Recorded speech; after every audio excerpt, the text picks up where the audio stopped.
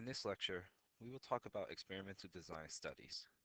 Experiments are studies in which one or more explanatory variables are manipulated in order to observe the effect on a response variable. We are going to talk about what is the cause and effect relationship between two variables. Here's our example.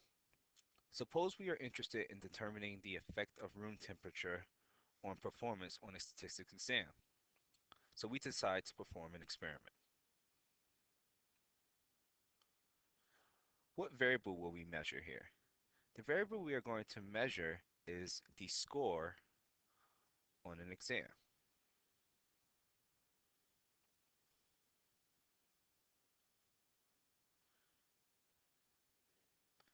This will be our dependent variable. What about the variable that will explain the results? This is the temperature of the room.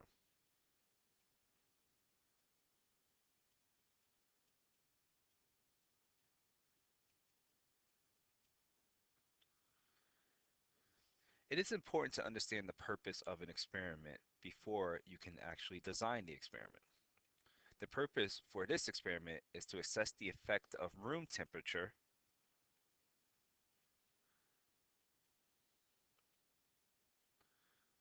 on test scores.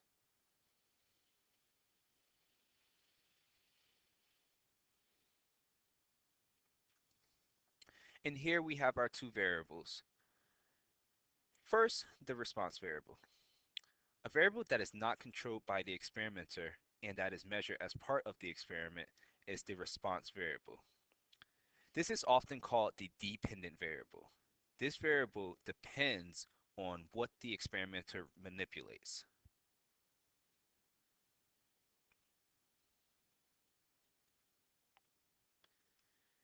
In the experiment that we are going to design, the response variable is the test scores at the end of the experiment. Explanatory variables are those variables that have values that are controlled by the experimenter. They are also called factors. Explanatory variables are independent variables. In our experiment, our independent variable here, or our explanatory variable, will be the temperature of the room.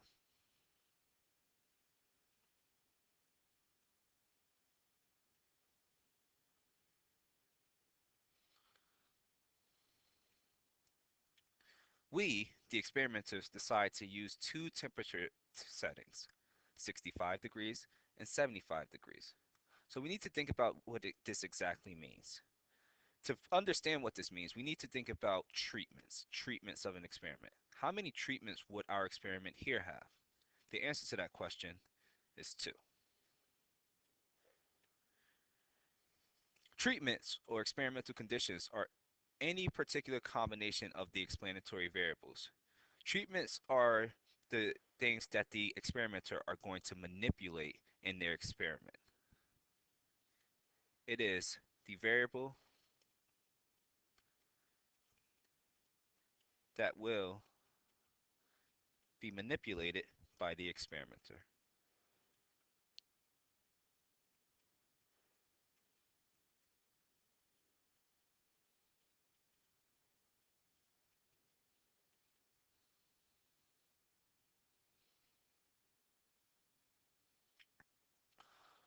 Suppose the experimenter has four sections of statistics that agree to participate in our study.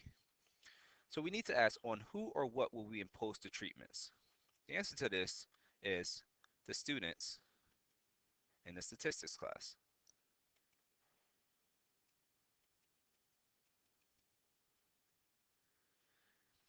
These students are called subjects. They are the people or objects, but in this case, people that will have the treatments imposed on.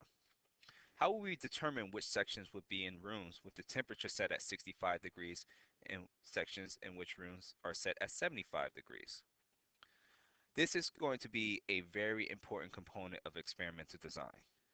To determine this, we have to think about random assignment.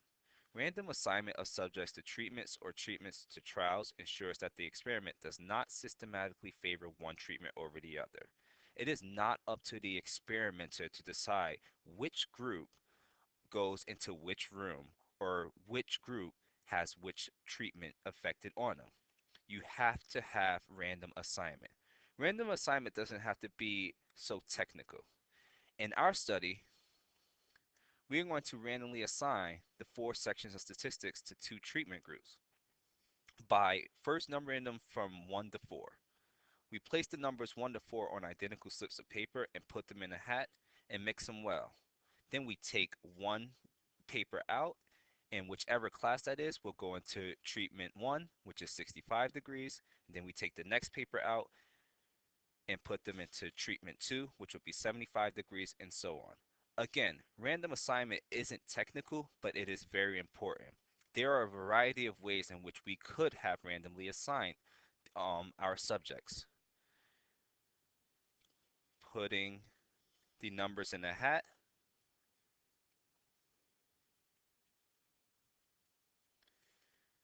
calculators, which we saw in our sampling projects in class, our sampling activities. Calculators have randomizers in them that are pretty good. You can use a computer generator.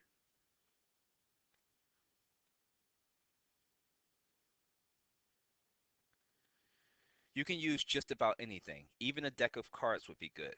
The important thing here is to explain how one randomly assign subjects to treatments. This is vital on the AP exam.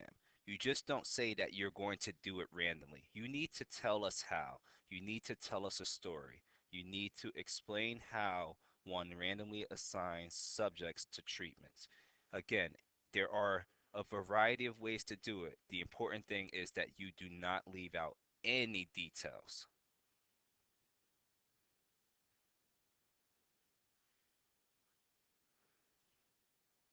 Notice that there will be two sections assigned to each treatment. This is another important aspect of experimental design.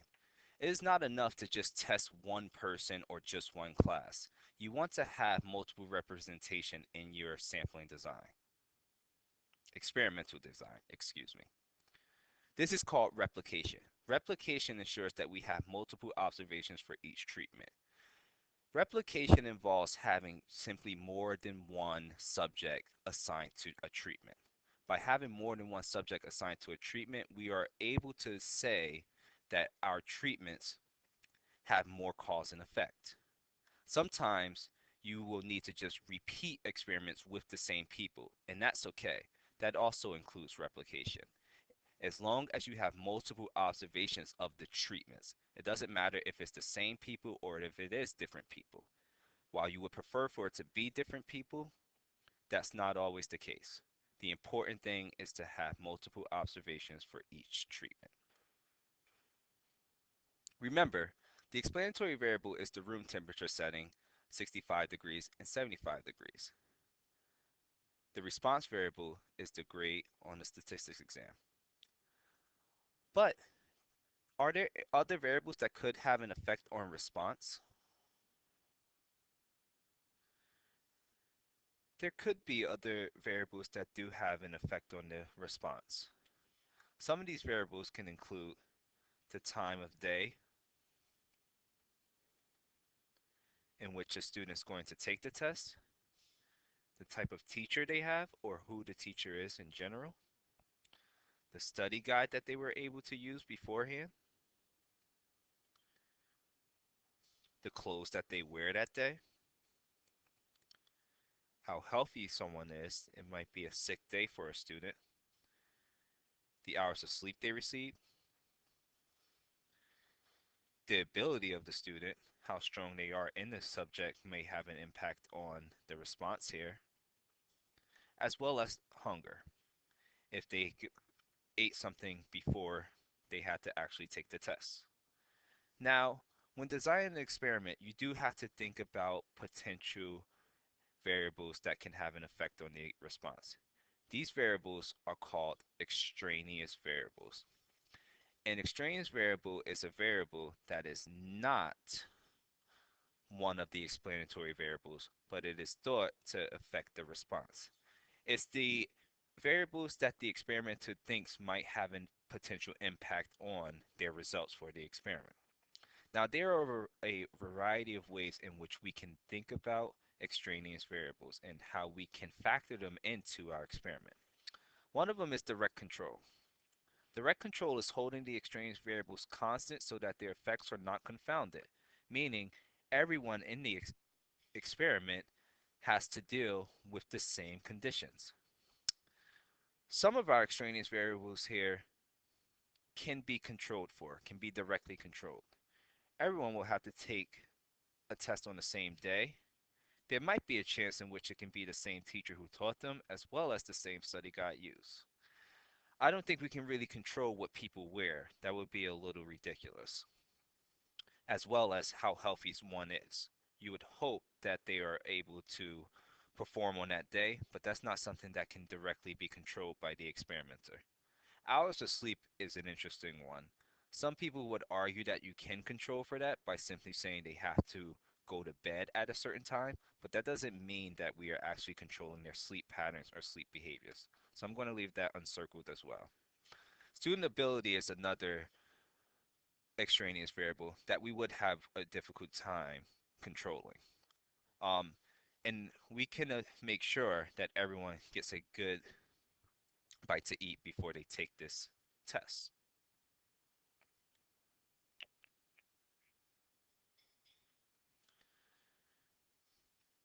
Now, suppose that there were two instructors who taught statistics. We do not have direct control of this variable anymore. However, we do know that each instructor teaches two sections, which is convenient for us. We could randomly assign one of the two sections of each instructor to a room that would have a temperature setting of 65 degrees and the other would have a temperature setting of 75 degrees. So each instructor here, let's say teacher 1 and teacher 2, both teach two sections.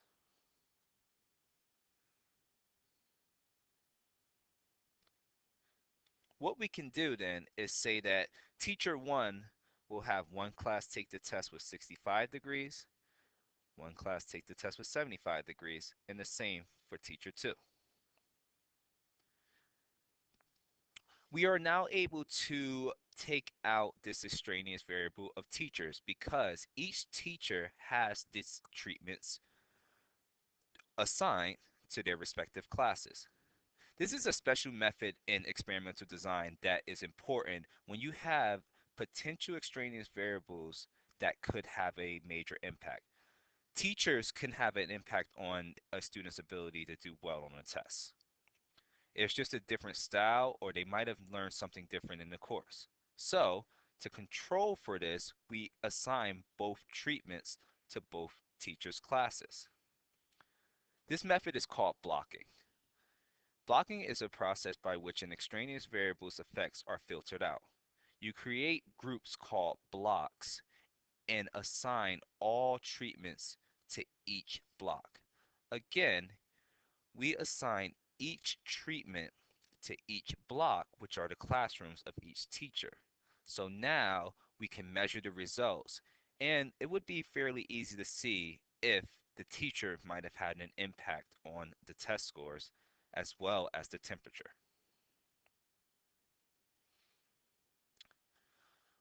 What about extraneous variables that we cannot control directly, or that we cannot block for, or that we don't even think about? Again, there are a ton of different reasons why a person could potentially not perform very well on a test. And there is even some factors that we just don't even think about. At a certain point, we have to trust our random assignments. Random assignments should evenly spread all extraneous variables that are not controlled directly or that are not blocked into all treatment groups. One thing we have to understand is that we are dealing with a lot of variability when it comes to experimental design. Humans are just simply unique. Not one person is the same. So we expect these variables to affect all the experimental groups in the same way. Since they affect all the experimental groups in the same way, their effects cannot be confounding.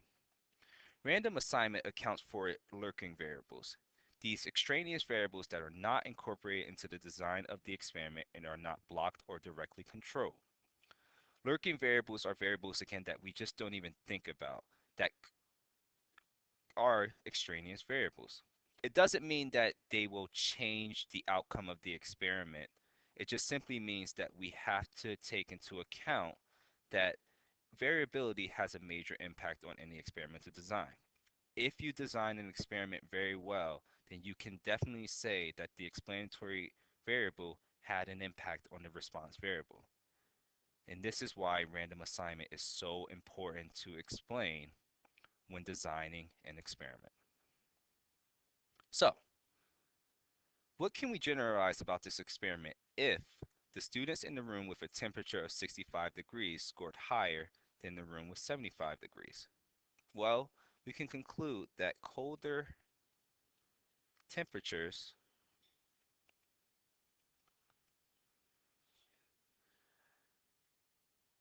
have an impact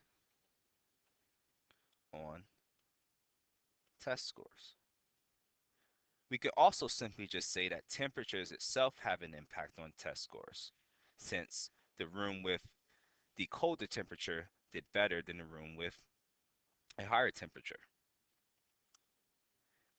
We are able to conclude this because of one very important reason. The only way to show a cause-effect relationship is with a well-designed, well-controlled experiment.